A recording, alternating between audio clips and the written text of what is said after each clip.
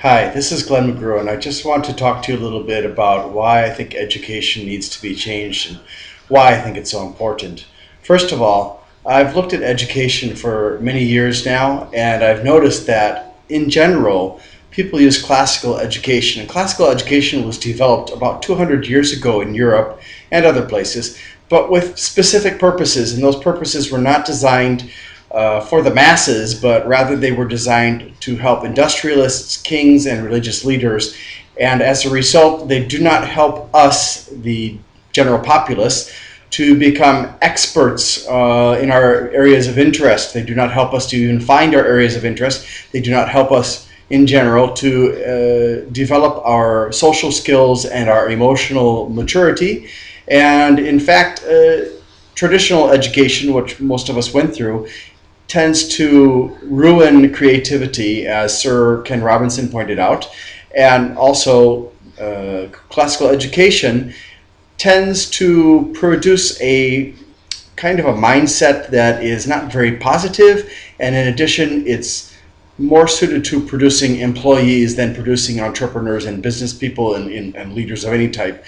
So certainly there are exceptions to the rule. There are people who flourish in the classical educational system, and there are people who can go through the classical educational system and become exceptional people. But on the average, if you look at the results from schools, if the school is being honest, you'll discover that it looks like a bell, with the majority of people being somewhere in the middle, and very few people failing, very few people passing, except for really exceptional schools and really poor schools, where the results will be different from what we'll see in a school that uses exceptional techniques, exceptional strategies, exceptional methodologies to produce exceptional people.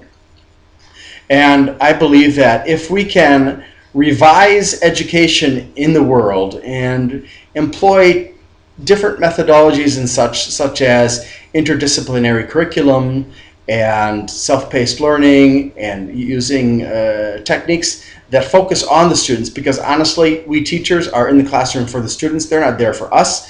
We should not be the focus of the classroom. We should not be the focus of the students. The students should be their own focus, and their goals, their desires, their interests should be what guide them in learning, at least to some degree. Especially as they get older, they should have more control over what they're learning about.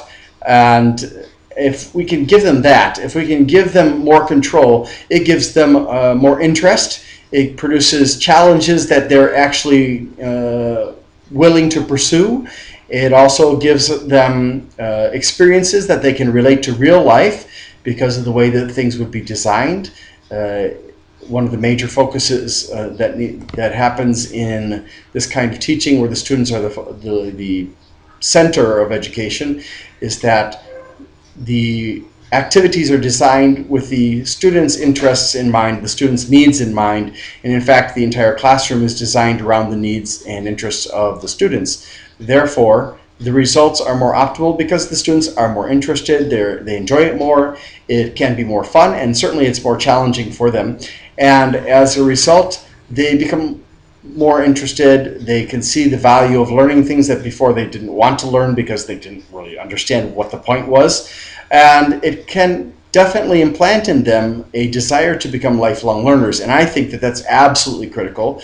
And I think that also we need to make sure that in the educational system to come, which I hope my book will help to produce, that these key factors that will develop us as people holistically rather than focusing on academics, which, yes, it's necessary, but it is not a major indicator of success. So I hope that explains a little bit better, and I hope that you get a little bit of a feel of my passion for this subject, and that it gives you some ideas, some things that you can look into on your own. Thank you for listening, and I hope that you'll support me.